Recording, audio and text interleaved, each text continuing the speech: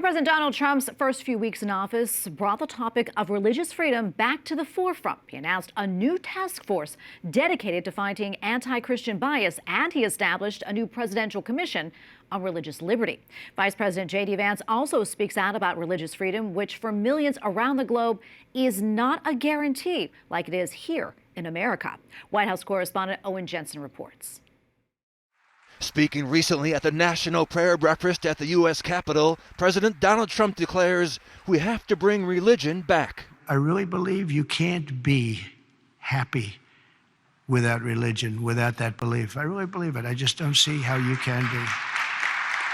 So let's bring religion back. Let's bring God back into our lives. Later, at another prayer breakfast venue, President Trump said the U.S. is a haven of religious freedom, adding, "My administration is absolutely committed to defending this proud heritage, and I will always protect religious liberty."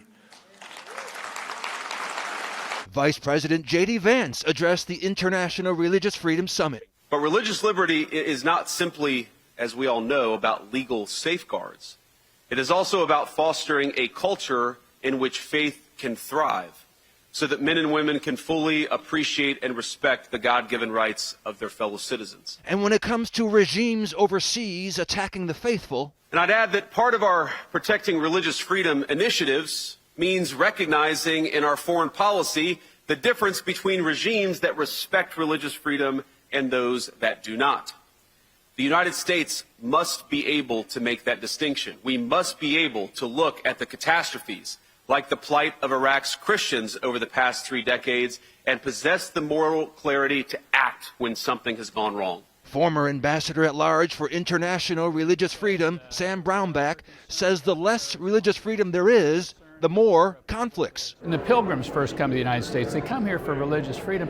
You've got a ton of people that move to the United States because they're persecuted for their faith in all sorts of places around the world. So if you get more religious freedom around the world, you get less pressure for people causing them to move. Dr. Katrina Lantos Swett also co-chairs the International Religious Freedom Summit. Americans should care about religious freedom because it is the foundational human right.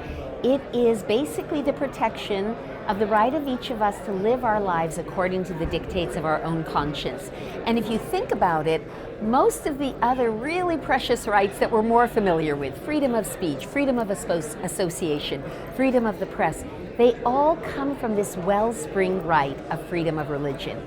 Sam Brownback also says religious freedom is the freedom of all freedoms. And he called out authoritarian regimes like China, Nicaragua, and North Korea for persecuting people of faith. At the White House, Owen Jensen, EWTN News Nightly.